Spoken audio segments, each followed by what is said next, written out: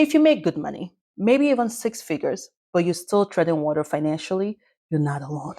Recently, I saw a video on TikTok about a doctor making six figures who was struggling financially.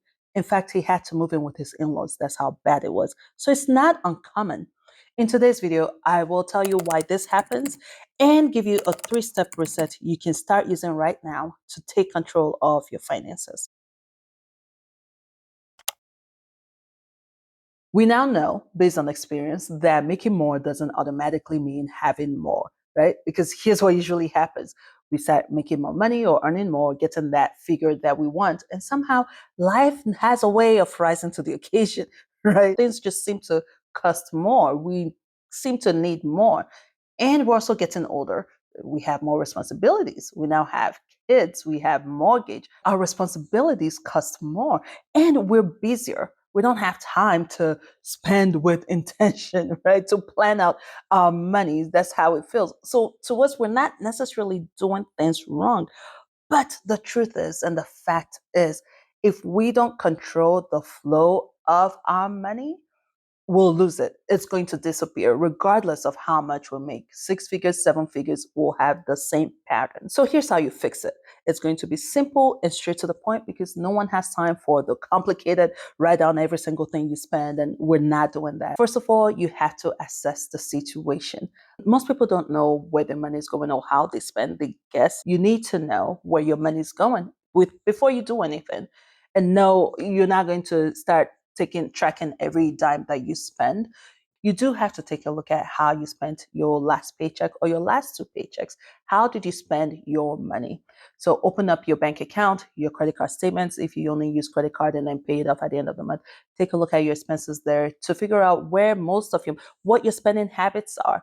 Because if you don't know, then you're not going to be able to fix it. You may think a lot of your expenses are your must spend, your obligation, you have a high cost of living, your rent and all. Then you review and you realize actually you just have a high expensive social life. And then second, you are going to create three categories for your money. You are going to have the essential, the fun or flex, and then the growth. The essential is your must pay, your obligations. These are things like your rent, your mortgage, your utilities, your daycare expenses, your student loan payment, or your credit card, your minimum payment, the minimum.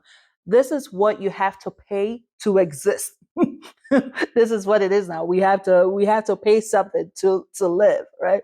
This is what you have to pay to not get in trouble with anyone. That's your essential.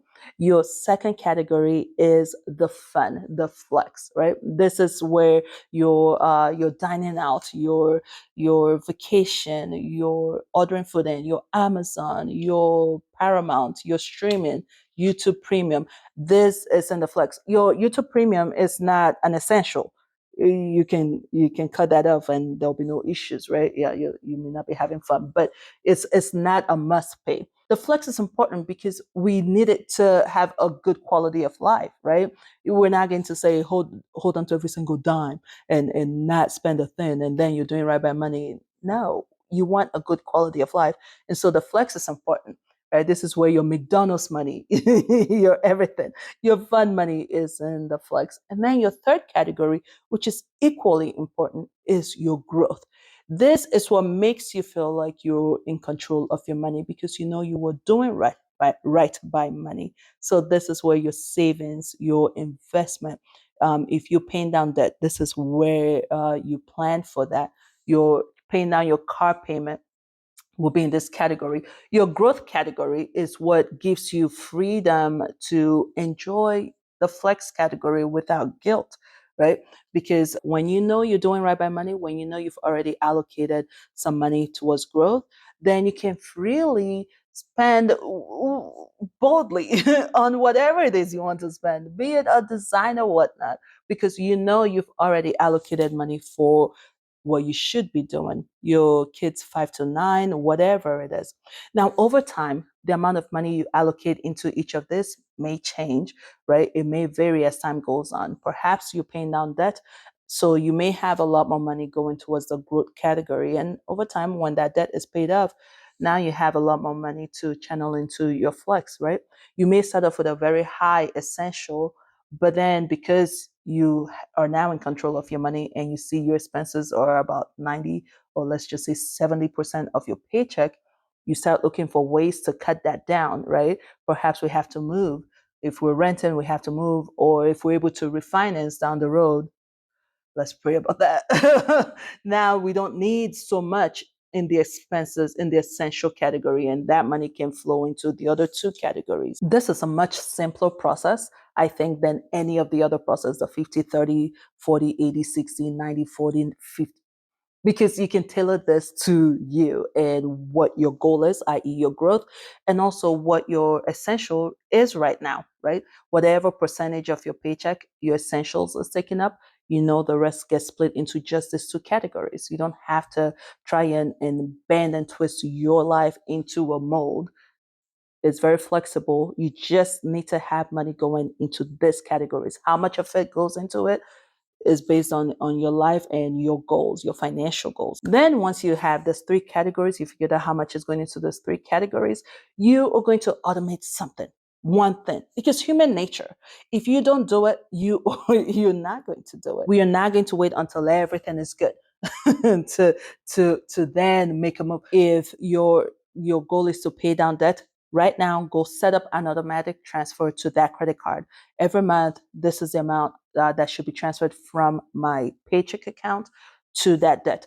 If your goal is to invest more, automatic transfer. Savings, same thing. Right now, you are going to go ahead and set, even if it's as small as $20, $30, that's fine. Go ahead and do it for two reasons. One, this is a muscle you are trying to grow.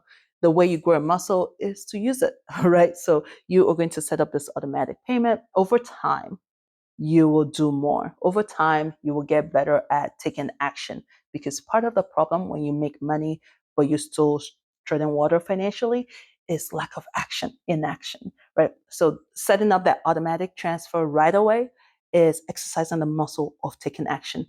Two, over time, you are going to see the reward of the little drops. Those little trickle that's been going on January, February, March, April. By December, you see the effect, and then you're more likely to do better, to do more, to increase the amount, right? So go ahead and set up a small win today, i.e., the automatic automate something. This is a good way to take back control of your money, especially if you're making good money. This is a good way to have your money flow with intention. In the next video, I will show you how to break down your paychecks into this three-part process so you don't feel like your money just disappears. And if that sounds good to you, then hit the subscribe button so the video comes up on your feed when I upload it. But in the meantime, let me know what category you are focused on right now, or which of these categories you really want to focus on. Is it the essential or the flex or the growth? Which of these categories are really, really high priority for you? All right. Thank you so much for watching. I will see you in the next video.